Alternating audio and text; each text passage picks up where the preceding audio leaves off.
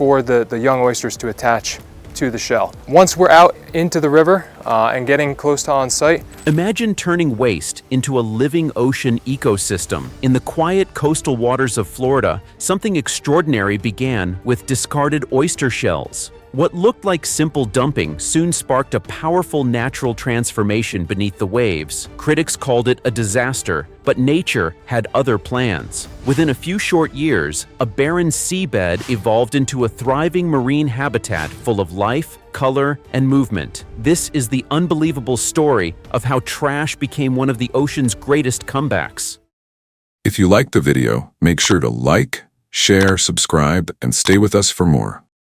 The oyster redemption. In 2007, the state of Florida embarked on one of the most controversial environmental experiments in its history. The Fish and Wildlife Conservation Commission began dumping over 500,000 tons of discarded oyster shells, leftovers from restaurants and seafood plants, into the Gulf of Mexico near Cedar Key.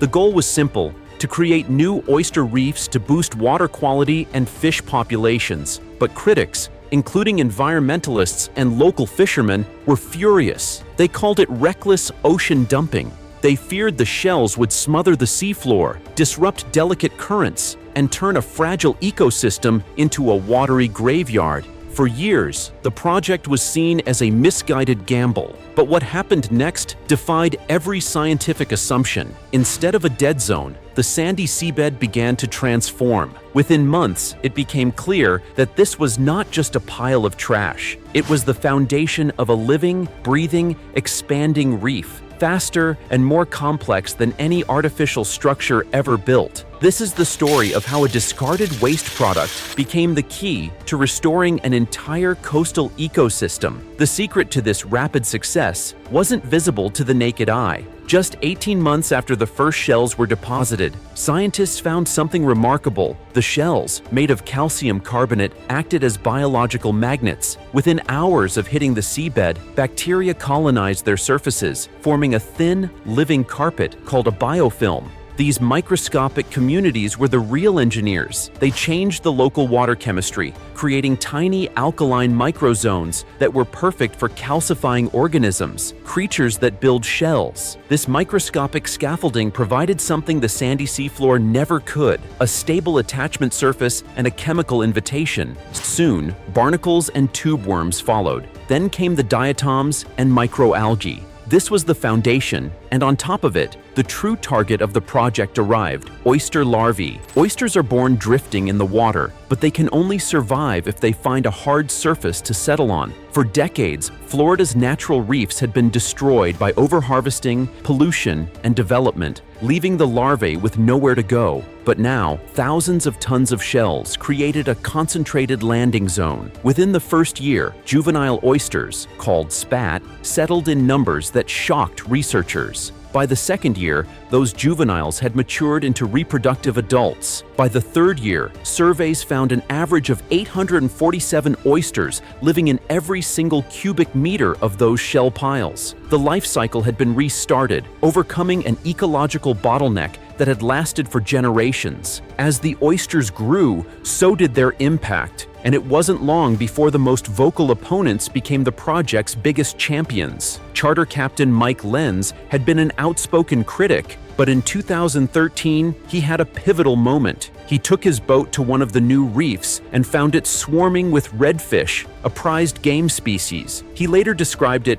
as seeing the seabed come alive. His public reversal marked a turning point. The data backed him up. Within 2 years of the reefs being established, fish biomass, the sheer weight of fish, increased by over 340% near the shell deposits. Species diversity jumped by 280%. And crucially, this wasn't just attracting fish from elsewhere. The reefs were producing new fish. The complex structure provided shelter for juvenile fish to grow and survive. Species like redfish, sheepshead, flounder, and snook returned. Octopuses, sea turtles, and even dolphins began using the reefs as hunting grounds. A complex, resilient food web had formed where there was once a barren desert. Charter operators, who had once protested the project, began requesting new reef sites, citing the economic boom from the restored fishing grounds. But the benefits went far beyond attracting fish. Oysters are nature's filtration system. A single adult oyster filters between 30 and 50 gallons of seawater a day, removing suspended particles, excess nutrients, and harmful bacteria. With hundreds of thousands of oysters thriving on these new reefs, the Gulf of Mexico gained a multi-billion-gallon-per-day water treatment plant, free of charge. The results were visible from the surface.